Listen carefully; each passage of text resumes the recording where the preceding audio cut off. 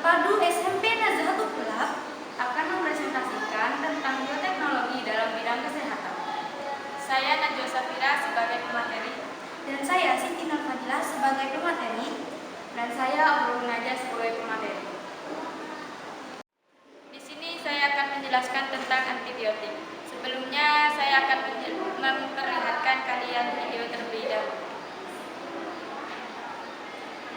Dalam teknologi bidang kesehatan, terdapat beberapa produk yang digunakan untuk menunjang kesehatan manusia itu sendiri. Salah satu contohnya adalah antibiotik. Apa itu kira-kira antibiotik? Kapan kira-kira kamu harus menggunakan antibiotik? Kita sebagai manusia setiap hari sebenarnya terpapar oleh kuman. Nah, apabila kuman itu masuk ke dalam tubuh kita, maka di dalam tubuh kita itu sudah ada yang namanya sistem pertahanan tubuh. Contohnya diberikan oleh sel darah putih yang melawan kuman-kuman penyebab penyakit. Sel darah putih ini akan melawan dan menghancurkan kuman tersebut. Jika nutrisinya kita baik, maka kuman tersebut akan mati. Dan apabila nutrisi kita buruk, maka kuman tersebut akan mengakibatkan infeksi. Nah, saat nutrisi kita buruk, kuman tersebut menyebabkan infeksi, maka antibiotik adalah solusinya. Nah, antibiotik ini pertama kali dipelopori oleh Alexander Fleming. Di tahun 1928, beliau berhasil menemukan suatu obat antibiotik yang kita kenal dengan nama penisilin. Nah, penisilin merupakan suatu senyawa yang dapat menghambat pertumbuhan mikroorganisme lain. Contohnya adalah bakteri. Dalam percobaannya, Alexander ini mendapatkan senyawa kimia berupa penisilin. Ini berasal dari jamur Penicillium notatum, di mana jamur ini bisa menghambat pertumbuhan dari bakteri. Bisa dilihat ini adalah koloni jamur yang menghambat pertumbuhan dari bakteri. Dengan ditemukan penisilin di tahun 1928, maka di dunia kedokteran atau kesehatan berkembang cukup pesat sehingga yang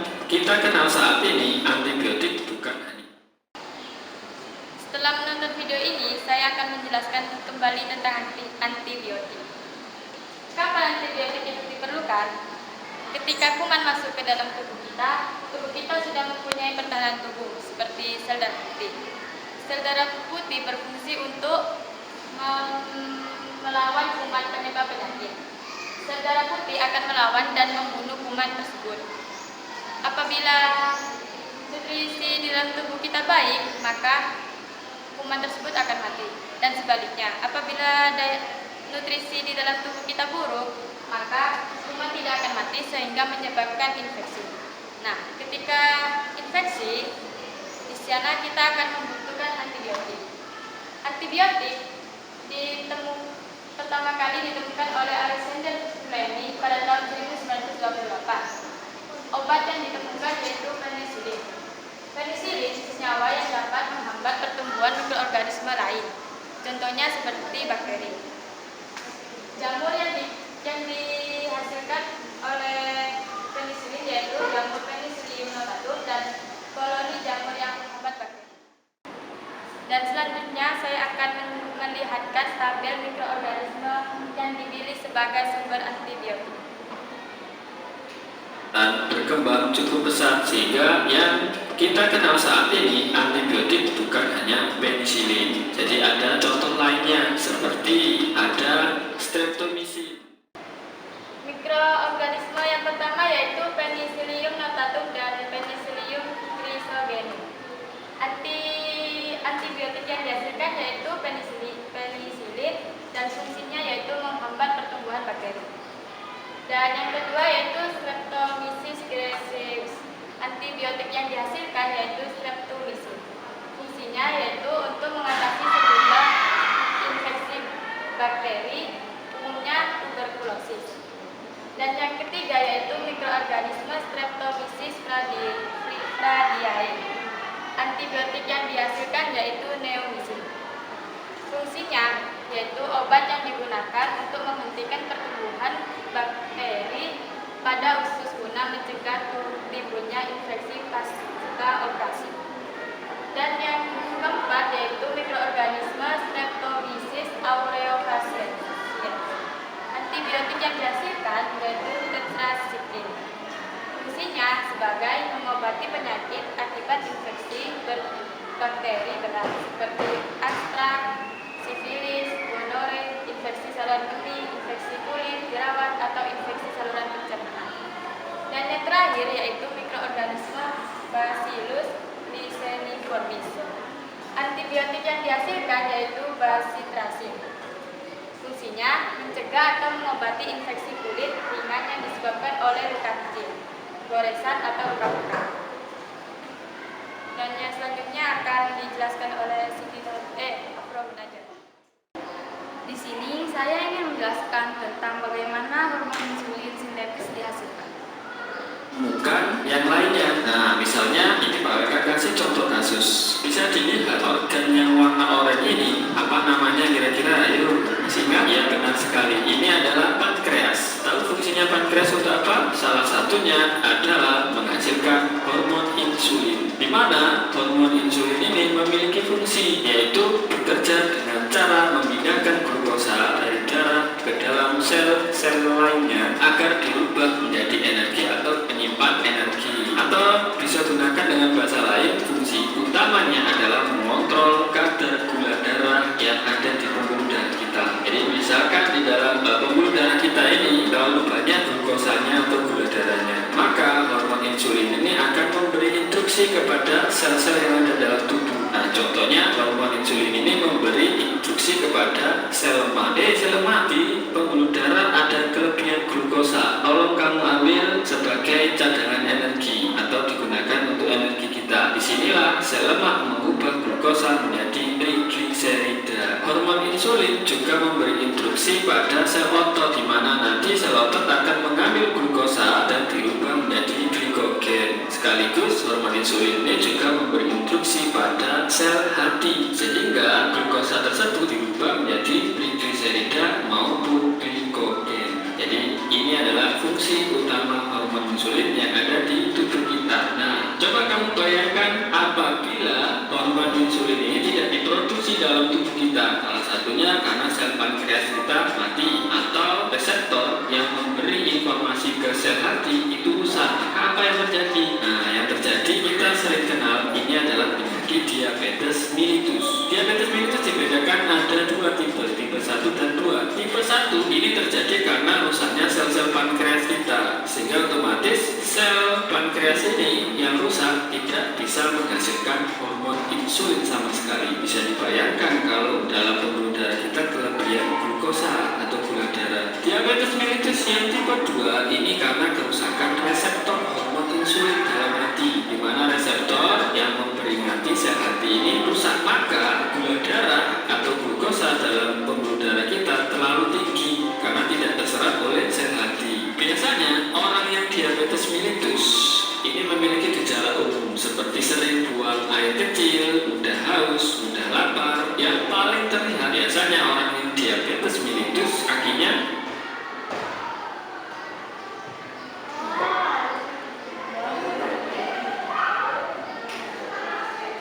Sebelumnya, apakah kalian pernah mendengar diabetes mellitus tipe 1 dan tipe 2? Di sini, diabetes mellitus tipe 1 disebabkan karena seseorang tidak dapat menghasilkan hormon insulin karena kerusakan pada sel-sel dalam pankreas. Dan diabetes mellitus tipe 2 karena kerusakan reseptor pankreas yang ada di dalam hati. bisa kamu lihat ya, kalau dipegang ya seperti membengkak, tapi dipegang itu isinya cairan di dalamnya. Ini kenapa? Karena sirkulasi darahnya tidak lancar. Saking banyaknya glukosa dalam darah, maka mengakibatkan muncul cairan yang lepas ya, yang mengendap di kaki sehingga seperti membengkak ya, seperti gambar. Yang lebih parah kalau misalkan di jempol itu tidak dialiri darah, maka yang terjadi jempol tersebut jaringannya bisa mati. Jika jaringannya mati, maka resiko yang paling tinggi orang tersebut bisa diamputasi ya. Ketika kamu atau seseorang mengalami diabetes mellitus, ini cukup bahaya karena komplikasinya bisa kemana-mana. Orang yang diabetes mellitus biasanya punya komplikasi penyakit jantung, stroke, gagal ginjal. Cukup bahaya kan kalau kamu terkena diabetes mellitus. Nah,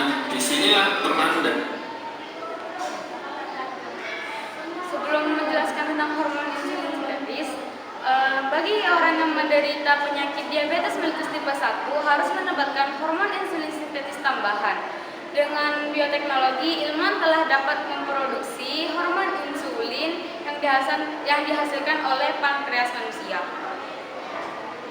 Memikirkan hormon insulin buatan yang kita kenal dengan istilah insulin sintetis atau bukulis, di mana insulin buatan ini nanti akan kita gunakan untuk memenuhi kebutuhan pasokan insulin bagi orang-orang penderita diabetes. Nah, pertanyaannya, bagaimana cara membuat atau memproduksi insulin sintetis? Caranya bisa melakukan rekayasa genetik. Rekayasa genetik pertama, tahapannya kamu harus mengisolasi sel pankreas dan kamu ekstrak gen yang berisi kode penyanyi hormon insulin. Tahapan kedua, kita siapkan suatu vektor atau perantara. Di sini diambil dari bakteri E. coli. Ini berada di usus kita. Kenapa kita menggunakan bakteri? Karena bakteri itu termasuk prokaryotik, tidak punya dinding sel, sehingga bisa dilihat DNA-nya terlihat dengan jelas dan mudah untuk direkombinasi. Nah, yang rekombinasi dari bakteri E. coli ini adalah DNA sirkulernya atau DNA yang melingkar yang kita kenal dengan istilah plasmid. Plasmid ini kita manipulasi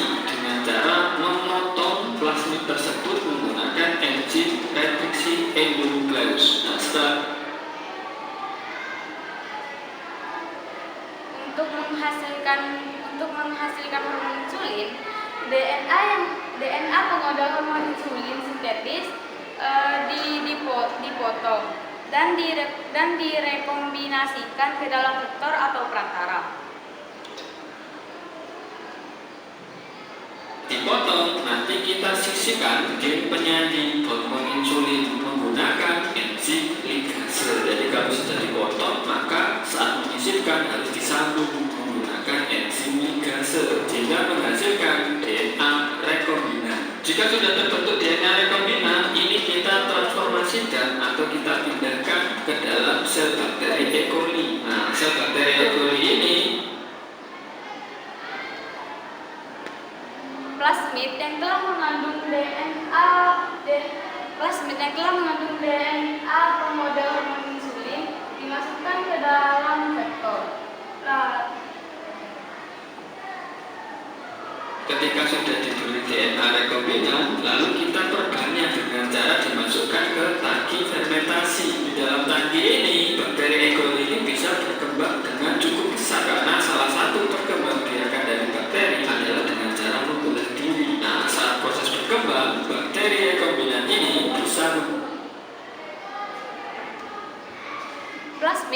plasmid yang mengandung pengoda hormon insulin dimasukkan ke dalam bakteri bayi yang berada di usus besar, yaitu bakteri E. coli. Lalu bakteri yang telah mengandung DNA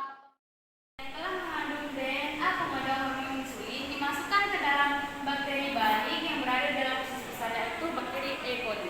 Dengan begitu bakteri ini dimurnikan dan dikemas untuk dibagikan kepada pasien yang mengidap untuk mengidap diabetes mellitus tipe 1 dan tipe 2. menghasilkan hormon insulin. Begitu sudah menghasilkan hormon insulin, maka tinggal kita ekstrak, kita murnikan, kita ambil hormon insulinnya saja, lalu kita kemas. Setelah kita kemas, insulin ini kita distribusikan untuk membantu pasokan hormon insulin bagi para penderita diabetes. Gimana? Udah kan? Selanjutnya saya akan beri kepada pemateri, yaitu Siti Nurfadila. Menjelaskan tentang teknologi kesehatan, yaitu tentang vaksin. Nah, sebelum kalian masuk pada materi hari ini, kalian harus melihat videonya terlebih dahulu. Dan insulin ada, nah bisa dilihat, pernah nggak kalian melakukan imunisasi? Imunisasi itu bisa dari mulut maupun disuntik di lengan kita. Imunisasi dan vaksinasi itu adalah dua istilah yang berbeda. Ketika kita bicara imunisasi, itu adalah proses secara keseluruhan, proses di mana pembentukan antibodi yang membuat seseorang itu akan resisten atau tahan terhadap suatu penyakit tertentu yang penyebabnya virus atau bakteri. Sementara vaksinasi ini hanya proses memasukkan vaksin ke dalam tubuh seseorang. Jadi bioteknologi di sini yang kita maksud adalah zat kimianya tersebut, yaitu vaksinnya, produk atau zat yang dimasukkan ke dalam tubuh. Ini adalah salah satu bioteknologi. Vaksin ini atau zat yang kita masukkan dalam tubuh nanti akan menstimulasi sistem kekebalan tubuh kita yang nantinya akan membentuk antibodi. Nah, proses keseluruhan sampai membentuk antibodi itu disebut imunisasi. Antibodi sendiri adalah protein yang dihasilkan oleh sistem imun kita sebagai respon atas keberadaan suatu benda asing atau vaksin tadi ya, zat vaksin tadi. Reaksinya menghasilkan antibodi. Vaksin sendiri ada beberapa jenis. Yang pertama ada vaksin inaktif, di mana vaksin ini dibuat dengan cara mematikan atau menonaktifkan virus atau bakteri. Contoh dari vaksin ini adalah vaksin polio, IPV atau inactive polio virus. Kemudian ada vaksin Sinovac. Nah, ini yang sedang digemborkan oleh pemerintah ya, bahwa kita harus divaksin untuk tahan terhadap COVID-19 ya, menggunakan vaksin Sinovac. Selanjutnya vaksin hidup yang dilemahkan. Jadi ada virus atau bakteri, ini kita lemahkan sehingga kita memperoleh suatu vaksin ya. Vaksinnya ini juga ada berupa vaksin polio ya, mereknya OPV ya, oral polio virus. Kemudian vaksin campak atau rotavirus ya, ini untuk yang menyerang sistem pencernaan kita ya, rotavirus. Kemudian jenis vaksin yang ketiga ada vaksin toksoid, di mana vaksin ini berbasis toksin. Toksin itu seperti racun ya. Racunnya ini berbasis protein tetapi tidak berbahaya. Contohnya adalah tetanus atau difteri ya. Yang terakhir ada vaksin subunit, di mana ini menggunakan sebagian dari virus atau bakteri ya. Bagian yang kita ambil ya dari patogennya ini atau virus atau bakteri yang tidak menguntungkan ini ya, kita ambil, misalkan proteinnya kita ambil, lalu kita gunakan untuk merangsang sistem imun pada tubuh kita. Contohnya apa? Contohnya vaksin hepatitis B atau vaksin Novavax untuk mencegah virus corona. Ada vaksin meningitis meningococcus. Ini adalah jenis-jenis dari vaksin ya. Untuk lebih jelasnya, Pak WK akan menjelaskan bagaimana. Nah, apakah kalian pernah imunisasi? Nah, pastinya pernah kan? Nah, di sini imunisasi dan vaksinasi itu berbeda tahu. Contohnya imunisasi, apa pengertian imunisasi? Imunisasi adalah proses pembentukan antibodi yang membuat seseorang resisten terhadap penyakit tertentu yang disebabkan oleh virus atau bakteri. Sedangkan vaksinasi adalah proses peningkatan sistem kekebalan tubuh dengan cara memasukkan vaksin ke dalam tubuh seseorang. Nah, vaksinasi itu sendiri dibedakan menjadi jenis-jenis vaksin, yaitu vaksin infektif atau di sini yaitu vaksin polio dan vaksin Sinovac. Yaitu ada vaksin hidup dilemahkan, yaitu terdapat vaksin polio dan vaksin toksoid, yaitu vaksin berbasis protein tidak berbahaya, dan vaksin subunit, yaitu bagian dari patogen atau rangsangan virus corona. Ada vaksin meningitis meningococcus. Ini adalah jenis-jenis dari vaksin ya. Untuk pembentukan antibodi ketika diberi vaksin. Sebelum Pak WK menjelaskan mekanismenya, Pak WK beri informasi awal tentang pembuluh darah atau blood vessel. Nah, di dalam pembuluh darah ini, di dalamnya ada sel darah merah, ada sel darah putih, ya, ada platelet ini trombosit, ya, ada plasma darah. Sel darah putih inilah yang nanti berperan dalam pembentukan antibodi di dalam tubuh kita. Lebih tepatnya sel darah putih yang jenisnya sel B atau limfosit, karena tugas utamanya limfosit B ini untuk membentuk antibodi dalam melawan antigen. Antigen itu adalah benda asing atau zat vaksin yang masuk ke dalam tubuh kita. Jadi cara kerjanya, misalkan kita disuntik oleh vaksin Sinovac, di mana Sinovac itu merupakan virus corona yang dimatikan atau dinonaktifkan. Tetapi meskipun dinonaktifkan, virus tersebut memiliki lapisan permukaan luar ya, protein yang nanti akan bisa dikenali oleh sel B ini. Nah, saat virus corona yang dinonaktifkan ini masuk ke dalam tubuh kita, maka reseptor pada sel B akan mengikat antigen tersebut. Saat sel B ini bisa mengikat antigennya, maka sel B ini akan melakukan cloning, mengkloning dirinya sendiri secara identik dengan membawa reseptor antigen tersebut ya, di mana reseptornya ini mengikat antigen maksudnya. Saat pembentukan cloning itu ada dua tipe yang terbentuk. Yang pertama adalah sel memori. Ini umurnya panjang, dapat merespon dengan cepat ketika terpapar antigen yang sama ya. Jadi pemberian vaksin itu adalah membiasakan sel B untuk mengenali protein yang ada di dalam virus corona meskipun dinonaktifkan. Ketika kita terpapar virus yang masih aktif ya, misalkan terpapar virus, sel memori ini bisa mengenali, oh itu kemarin virus yang pernah saya lawan, meskipun kemarin itu tentunya virusnya sudah dimatikan. Nah sekarang sel memori ini mengenali virus yang hidup kalau kita terpapar ya. Pada intinya protein permukaan virus tersebut masih sama. Jadi fungsi dari sel memori ini nanti akan merespon ketika kita terpapar antigen yang sama ya. Kemudian yang satunya akan membentuk sel plasma, di mana sel plasma ini umurnya pendek. Sel plasma ini nanti akan mengeluarkan antibodi khusus untuk mematikan atau menghancurkan antigen tersebut ya. Jadi sel memori ini menyimpan cara-cara untuk melawan antigen tersebut atau virus corona tersebut, sementara sel plasma ini Nah, pastinya kalian bertanya-tanya kan, bagaimana sih mekanisme pembentukan antibodi akibat pemberian vaksin?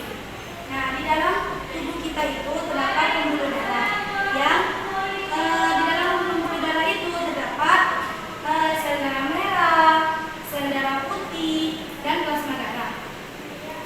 Nah, yang membantu mekanisme pembentukan antibodi akibat pemberian vaksin yaitu sel darah putih yang jenisnya sel B atau non-HCG, yaitu untuk membuat antibodi melawan antigen. Nah, bagaimana caranya? Yaitu semisalnya kita divaksin Sinovac, kita dimasukkan antigen di dalam tubuh kita, maka antigen itu akan diikat oleh antigen reseptor, itu akan diikat oleh reseptor, dan molekul antigen itu mengikat reseptor antigen hanya satu dari 3 sel B yang ditentukan. Setelah itu, sel B yang terpilih berkembang biak membentuk klon sel identik yang membawa reseptor untuk antigen dan dikloning menjadi 2 bagian, yaitu sel memori. Sel memori itu sel yang berumur panjang yang dapat